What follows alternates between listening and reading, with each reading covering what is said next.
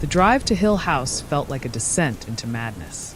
The dense forest surrounding the property grew darker with each passing mile, the trees seeming to close in on the narrow road.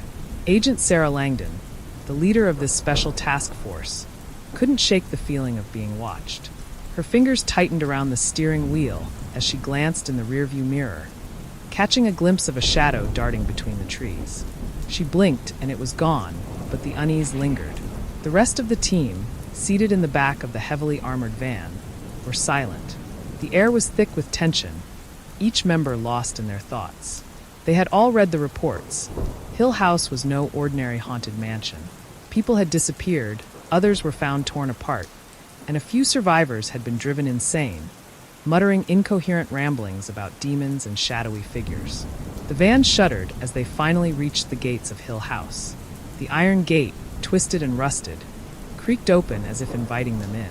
Beyond it, the mansion loomed, a massive, decaying structure that seemed to pulsate with a malevolent energy. The windows were like black, empty eyes staring back at them, promising horrors within. "Everyone gear up," Sarah ordered, her voice steady despite the fear gnawing at her insides. The team moved with military precision, checking their equipment, thermal cameras, EVP recorders, EMF meters, and firearms loaded with silver bullets and blessed rounds. They were prepared for anything, or so they thought. As they approached the front door, the temperature plummeted. Frost began to creep up the walls of the house, despite it being a warm summer night. Sarah's breath came out in visible puffs as she reached for the door handle, which was unnaturally cold to the touch. The door swung open with a slow, agonizing creak, revealing the darkness within. The team entered, their flashlights slicing through the thick, oppressive blackness. The interior was a labyrinth of decaying rooms, each more sinister than the last. The walls were covered in strange, ancient symbols, runes that none of them could identify, pulsating with a faint, sickly green glow. The air was thick with the stench of rot and something else, something metallic like blood. Suddenly, a loud bang echoed from deeper within the house, followed by the sound of heavy footsteps. The team froze, their weapons raised. As the temperature dropped even further, their breath formed clouds in front of them, and Sarah felt something brush past her, cold and intangible. A whisper filled the air, coming from everywhere and nowhere all at once. "Welcome home," it hissed, sending chills down their spines. The door slammed shut behind them, sealing their fate inside the haunted Hill House. And in that moment, they realized they were not alone. The oppressive atmosphere of Hill House seemed to thicken with every step the team took. The darkness pressed in on them, and even the beams of their powerful flashlights struggled to penetrate the gloom. The house creaked and groaned as if alive, its very walls seeming to close in around them. Agent Davis, the tech specialist, was the first to break the silence. "Getting some major EMF spikes here," he muttered, his voice trembling slightly as he stared at the meter in his hand. The needle was pinned in the red zone, and the device was emitting a high-pitched whine. "Stay sharp," Sarah whispered, her eyes scanning the hallway ahead. The sense of being watched was overwhelming, as though the shadows themselves were alive, shifting and writhing just beyond the edge of the light. The team pressed forward, deeper into the house. They reached what appeared to be a grand foyer, with a massive, rotting staircase leading to the upper floors. The chandelier overhead swayed gently, though there was no breeze, the glass crystals clinking together like tiny bones. Suddenly, a loud crash echoed from above, followed by the sound of something heavy being dragged across the floor.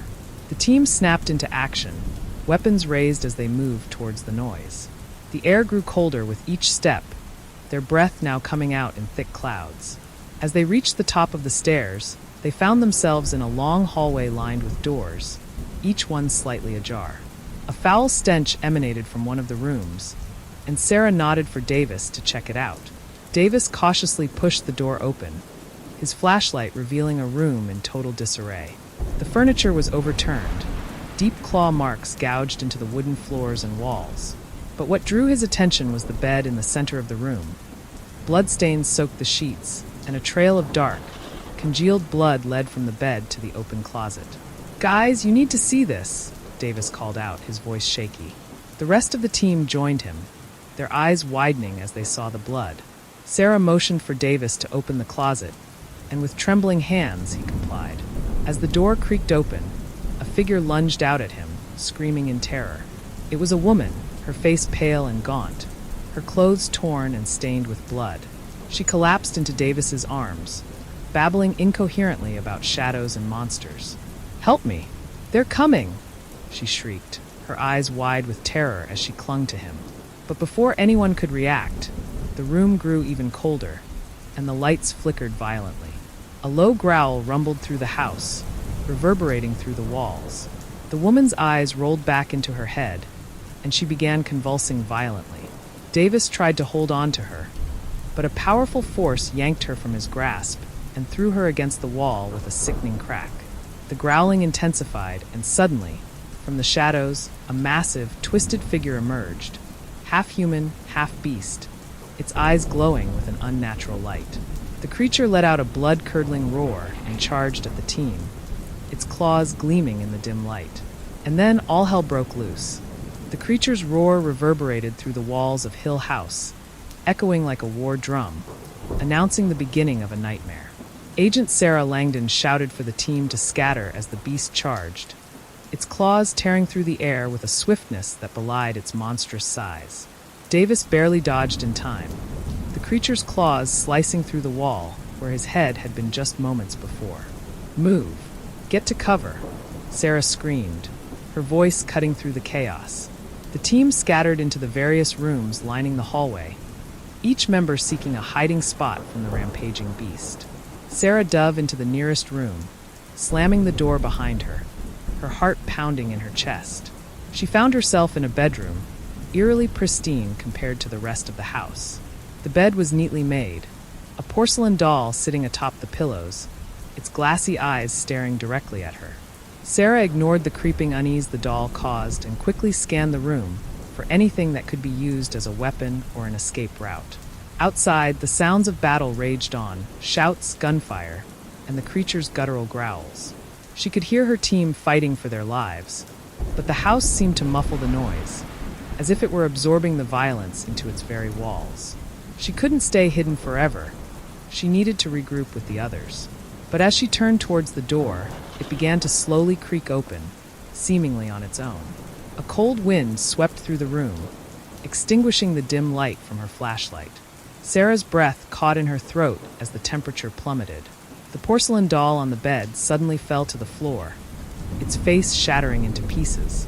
Out of the darkness, a figure began to materialize, a shadowy silhouette of a woman, her eyes empty voids, her mouth twisted into a silent scream. Sarah raised her gun, her finger trembling on the trigger. The figure advanced, moving with an unnatural, jerky gait, as if it were being controlled by invisible strings. It reached out with skeletal hands, the temperature dropping even further as it drew closer. "Back off," Sarah shouted, but her voice was swallowed by the oppressive silence of the room. The ghostly figure ignored her warning, closing the distance between them. Desperate, Sarah fired her weapon, the bullets passing harmlessly through the apparition, embedding into the wall behind it. The ghost was upon her now, its icy fingers brushing against her skin, sending waves of paralyzing fear through her body. Sarah struggled to move, to escape, but her limbs felt like lead. The figure leaned in closer, its breath a cold whisper against her ear. "Leave or die." Then, with a scream that shattered the air, the ghost dissipated, leaving Sarah gasping for breath. The door to the room slammed shut with a deafening bang, and she was left alone in the darkness, her heart hammering in her chest. The battle outside had gone eerily quiet. Sarah knew that whatever had just happened was only the beginning. Hill House wasn't just haunted. It was a living, breathing entity that wanted them all dead. Sarah's pulse raced as she burst out of the room, scanning the hallway for any sign of her team. The silence was oppressive, the once raucous sounds of battle now eerily absent. Her flashlight flickered, barely holding its charge, as she cautiously made her way towards the stairs. Every step felt like it echoed for miles in the unnatural quiet. She reached for her radio, her voice shaking. "Team, sound off. Where is everyone?" Static crackled back at her, followed by a weak, distant voice. "This is Davis. I am in the basement. "It's alive down here, Sarah. It's all alive." His voice was barely audible, drowned out by a low, rumbling sound that sent shivers down her spine. "The basement," Sarah whispered, confused. They had never planned to go down there. It was supposed to be sealed off.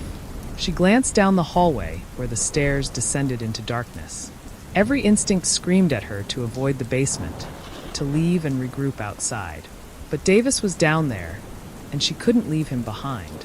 She steeled herself and started towards the stairs, each step feeling like it could be her last. As she descended, the walls seemed to close in, the staircase spiraling down much further than it should have.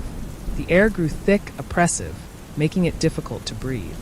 The darkness felt alive, shifting around her like a predatory animal, ready to strike. When she finally reached the basement, she found herself in a long, narrow corridor lined with doors, each one slightly ajar.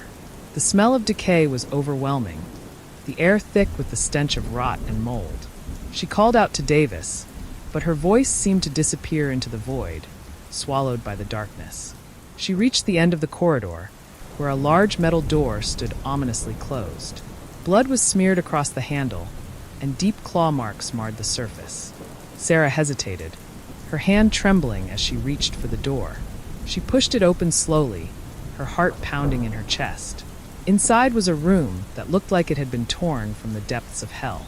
The walls were covered in strange, glowing runes that pulsed with a sickly green light. In the center of the room was a large stone altar, stained with fresh blood. And lying on the altar was Davis, his body twisted and broken, his eyes wide with terror. Sarah's breath hitched as she stepped closer, the full horror of what she was seeing dawning on her. The blood on the altar was still wet, and the symbols on the walls seemed to pulse in time with her racing heart. Before she could react, the door slammed shut behind her. The temperature dropped rapidly, and a low growl rumbled through the room. From the shadows, a figure emerged, a massive horned demon, its eyes glowing with malevolent glee. Sarah raised her gun, but it felt useless in the face of this ancient evil. The demon grinned, revealing rows of sharp, blood-stained teeth.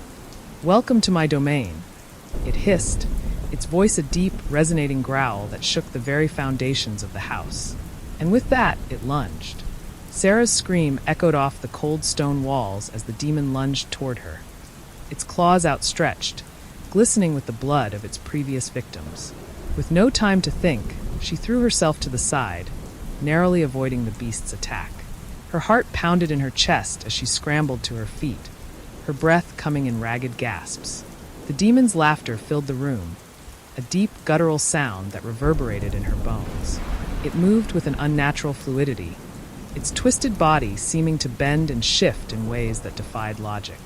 Sarah's hand trembled as she aimed her gun at the creature, knowing full well that bullets would do little to stop it.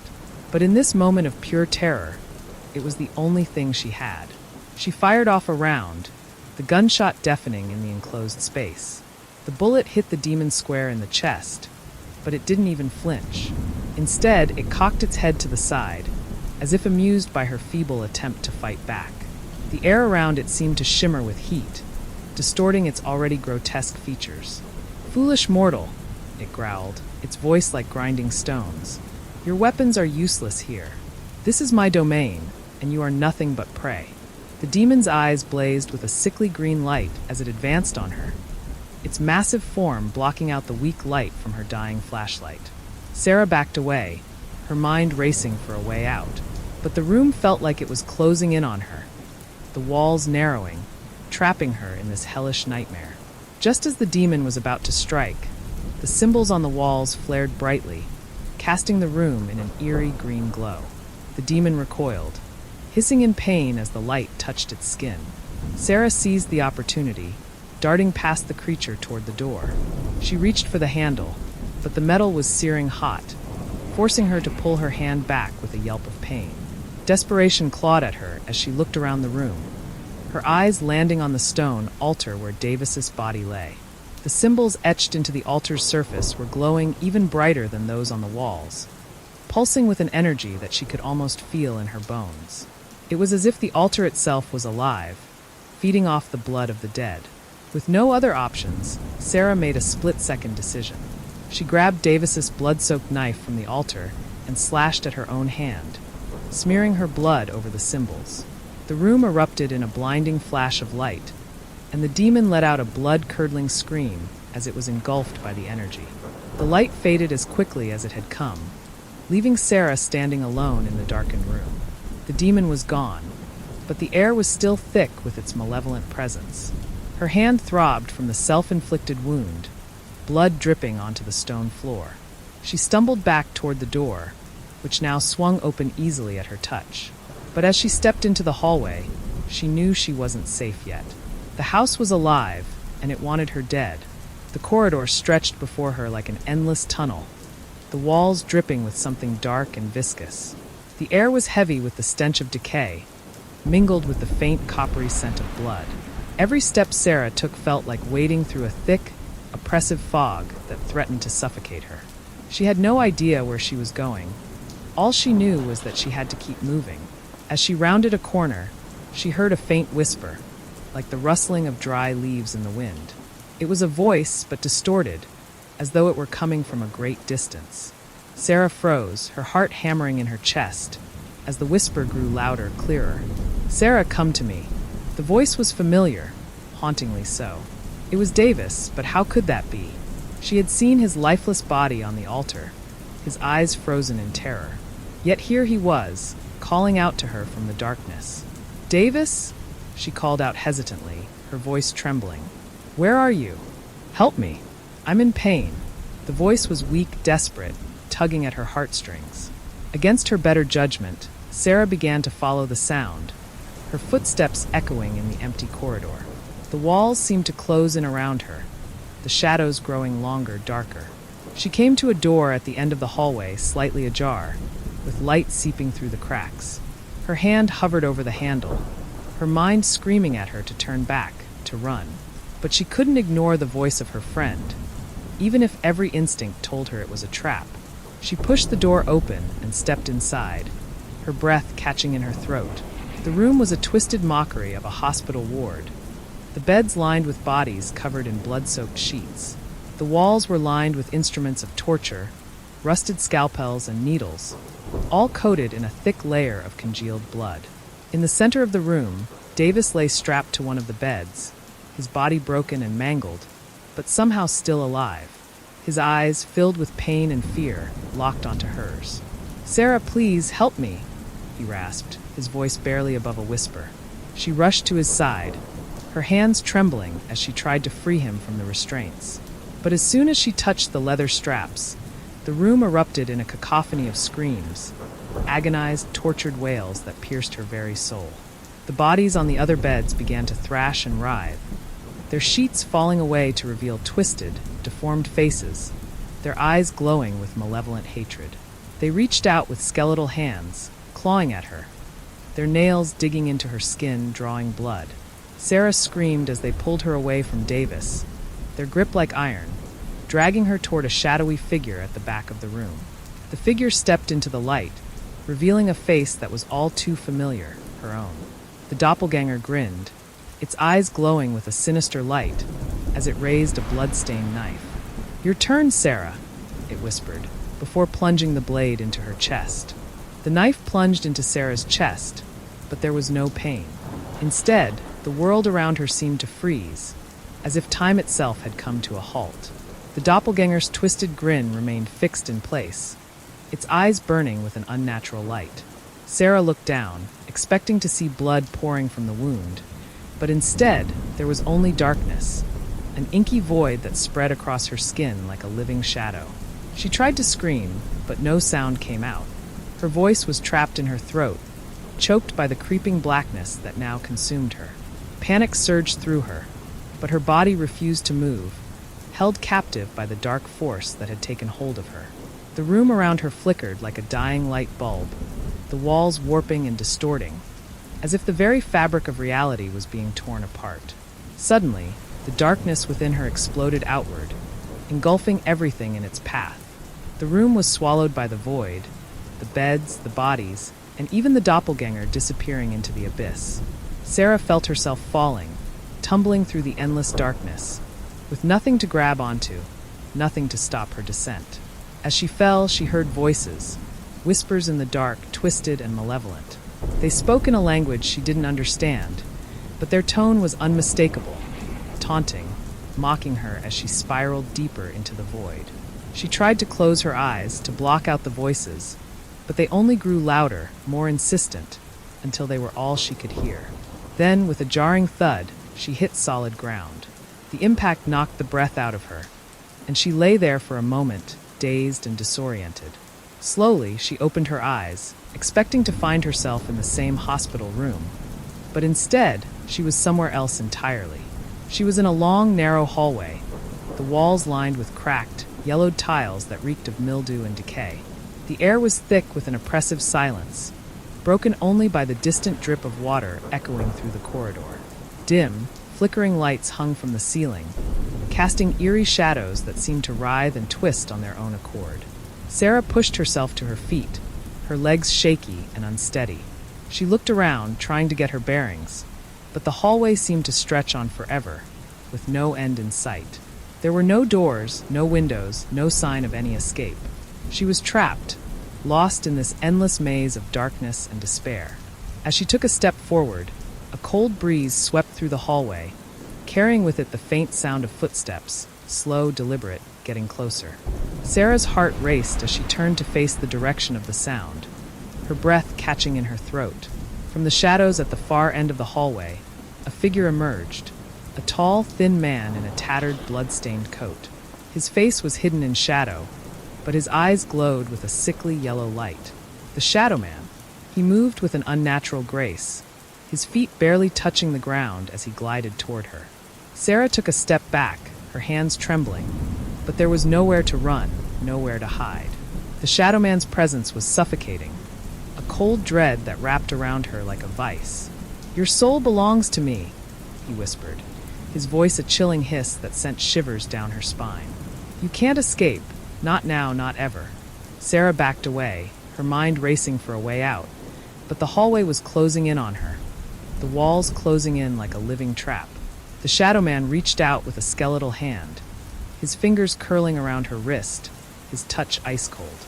Sarah screamed, but the sound was swallowed by the darkness as the Shadowman pulled her into his shadowy embrace. Sarah's scream echoed through the void as the Shadowman's icy grip tightened around her wrist, pulling her deeper into the darkness. Her vision blurred, the world around her dissolving into a swirling vortex of shadows and screams. She struggled against his hold, her free hand clawing at the air, but it was like fighting against a tidal wave, impossible, futile. Then, just as she felt herself slipping away completely, the darkness shattered, and she was thrown to the ground with a bone-jarring impact. She gasped, her lungs burning as she tried to catch her breath. The cold, hard surface beneath her was slick with moisture, and the stench of rot and decay filled her nostrils. She gagged, pushing herself up onto her hands and knees, trying to make sense of her surroundings. She was in a cavernous room, the ceiling high above her, lost in shadows. The walls were rough stone, covered in a thick layer of slimy moss that dripped with foul-smelling water. The floor was littered with bones, human and animal alike, scattered like discarded toys. And all around her, the sound of skittering, like the scurrying of thousands of tiny legs, filled the air. The crawlers. She could feel them before she saw them, the sensation of countless tiny legs crawling over her skin, into her hair, under her clothes. Panic surged through her as she swatted at the invisible creatures, but there was no end to them. They were everywhere, an endless swarm of writhing, biting, scratching things that burrowed into her flesh. Then she saw them, small, misshapen creatures, their pale, translucent skin stretched tight over their skeletal frames. Their eyes were nothing more than black pits, void of any emotion except hunger. They crawled out of the shadows, their mouths full of needle-like teeth, clicking together in anticipation. They were coming for her. Sarah stumbled to her feet, her heart pounding in her chest as she backed away from the advancing swarm. But there was nowhere to go, no escape from the nightmare that was closing in around her. The crawlers moved with terrifying speed, their tiny bodies swarming over the bones and debris, climbing the walls, dropping from the ceiling. She turned and ran, but the floor was slick with blood and gore, and she slipped, crashing to the ground. The crawlers were on her in an instant, their tiny hands grabbing at her clothes, their teeth sinking into her flesh. She screamed, the pain like nothing she had ever felt before. Sharp, searing, as if her skin was being peeled away piece by piece. She thrashed, kicking and flailing, trying to throw them off, but they were relentless, their tiny bodies clinging to her like leeches. Her vision blurred, tears streaming down her face as the pain became too much to bear. She was going to die here, torn apart by these monstrous things. But then, a blinding light filled the cavern, and the crawlers recoiled, hissing and screeching as they scrambled back into the shadows. Sarah looked up, her eyes wide with fear and hope, and saw a figure standing at the entrance to the room, holding a lantern that burned with a bright, purifying light. It was Agent Carter. "Get up!" he shouted, his voice cutting through the chaos. "We're getting out of here." Sarah didn't need to be told twice. She pushed herself to her feet, her body screaming in protest, and ran toward him, the crawlers still snapping at her heels. Carter grabbed her arm, pulling her through the doorway and slamming it shut behind them. The crawlers pounded against the door, their screams muffled by the thick wood. But for now they were safe. "Are you okay?" Carter asked, his voice rough with concern. Sarah nodded, though she wasn't sure if she was telling the truth. Every part of her body hurt, and the memory of those things crawling over her skin would haunt her for the rest of her life. But she was alive, and that was all that mattered. Carter handed her the lantern, his expression grim. "We have to keep moving. This place is crawling with them, literally. And the shadowman, he's not done with us yet." Sarah swallowed hard, her heart still racing. But she knew he was right. They couldn't stop, couldn't rest. Not until they were out of this nightmare for good. Agent Carter and Sarah moved through the dark, winding corridors of the ancient building, the light from the lantern flickering, as if it was barely strong enough to hold back the encroaching darkness. Every shadow seemed alive, twisting and turning with a malevolent intent. The walls were damp, the air thick with the scent of decay and something far worse. Something rotten, something evil. They reached a large, open room, the floor littered with debris and the remnants of old furniture. The silence was oppressive, broken only by their own labored breathing. But then, from the far side of the room, came a soft sound, a child's giggle. Sarah froze, her heart skipping a beat. "Did you hear that?" she whispered, her voice trembling. Carter nodded, his grip tightening on the lantern. "Stay close," he ordered, his voice low and tense. They moved forward cautiously, the light from the lantern casting long, eerie shadows across the walls.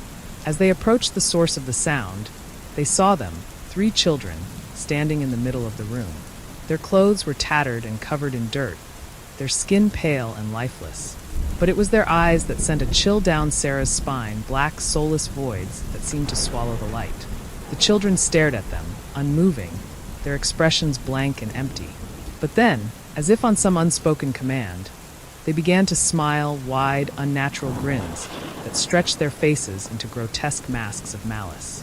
"Leave this place," one of the children said, their voice distorted, as if coming from somewhere far away. Sarah felt a wave of nausea wash over her. These weren't children, not anymore. They were something else, something ancient and evil, using the bodies of the dead as puppets. "We're not leaving without the others," Carter said, his voice steady, though Sarah could see the tension in his eyes. The children laughed, a sound that echoed off the walls like the cackling of demons. "They're ours now," another child said, stepping forward, "and soon you will be too." Suddenly, the children began to move, their bodies twisting and contorting in unnatural ways as they approached. Their laughter grew louder, more maniacal, as the air around them seemed to vibrate with a dark energy. Carter raised the lantern, its light flaring brighter as he held it out in front of him. "Stay back," he shouted, but the children didn't stop. Their movements became faster, more erratic, their faces distorting into hideous, snarling visages. Sarah grabbed a piece of broken wood from the floor, her hands shaking. "What do we do?" she cried, her voice barely above a whisper. Carter didn't answer. His focus was entirely on the children, who were now only a few feet away. He knew they couldn't fight them, not directly. But he also knew they couldn't run. Not with the crawlers and the shadowman lurking in the darkness. As the children lunged at them, Carter threw the lantern at their feet. The glass shattered, and a burst of flame erupted, engulfing the children in a blinding light. The room was filled with the sound of their screams, high-pitched, inhuman wails that pierced through Sarah's ears and made her head throb with pain. The fire spread quickly, consuming everything in its path. Carter grabbed Sarah's arm, pulling her toward the exit as the flames roared behind them. They didn't look back, didn't stop running until they were far away from the burning room and the horror it contained. But as they reached the safety of the hallway, Sarah couldn't shake the feeling that they hadn't escaped. Not really. The laughter of the possessed children still echoed in her mind, a reminder that the evil within this place was far from finished with them. The flames from the burning room cast flickering shadows across the corridor, creating a dance of light and dark that played tricks on the mind. Sarah and Carter ran, their footsteps echoing in the eerie silence that had descended after the children's screams had faded. The corridors seemed endless, twisting and turning in ways that made no sense, as if the house itself was alive, trying to trap them within its labyrinthine halls. They rounded a corner and skidded to a halt. The shadowman stood before them, his skeletal figure towering in the narrow hallway. His eyes glowed with a sickly yellow light, and his smile was a gash of darkness across his face. He raised a hand, and the air around them grew colder, the temperature plummeting until their breath fogged in the air. "You should have left when you had the chance," the shadowman hissed, his voice like the rustling of dead leaves. Carter stepped forward, his hands trembling as he reached into his coat and pulled out a small silver cross. "This ends now," he said, his voice firm despite the fear gnawing at his insides. The shadowman laughed, a sound that reverberated through the hallway, making the walls shudder. "You think that will stop me?"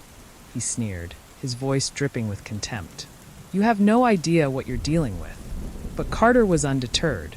He held the cross out in front of him, its surface gleaming in the dim light. "In the name of all that is holy, I command you to leave this place," he shouted. The shadowman recoiled, his form flickering as if caught between worlds.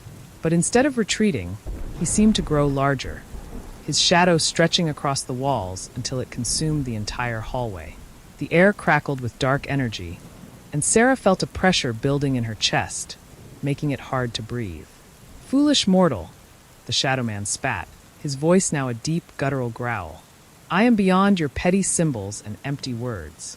The cross in Carter's hand suddenly grew hot, searing his palm. He cried out, dropping it to the floor, where it sizzled and melted into a pool of molten metal. The shadowman laughed again, a sound that made Sarah's blood run cold. "Now you will join the others," he said, reaching out with his bony hand. "Your souls will be mine for eternity." Sarah's mind raced. They were out of options, out of weapons, and the darkness was closing in.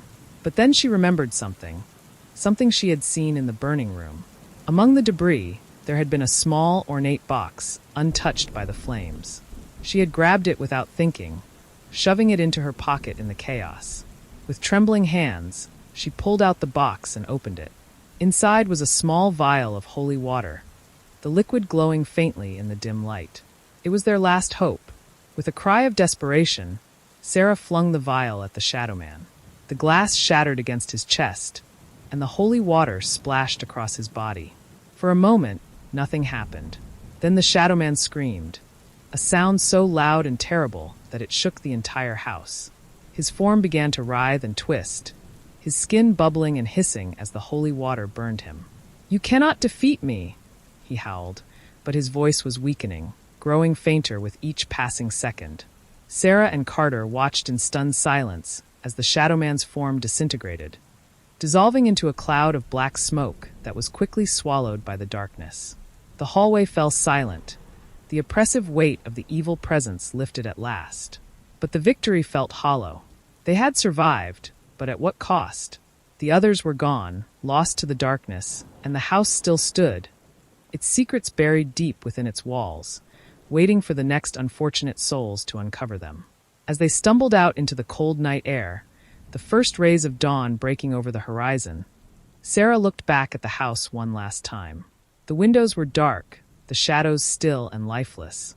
But she knew deep down that the evil within was merely dormant, not defeated. And it was only a matter of time before it awoke again.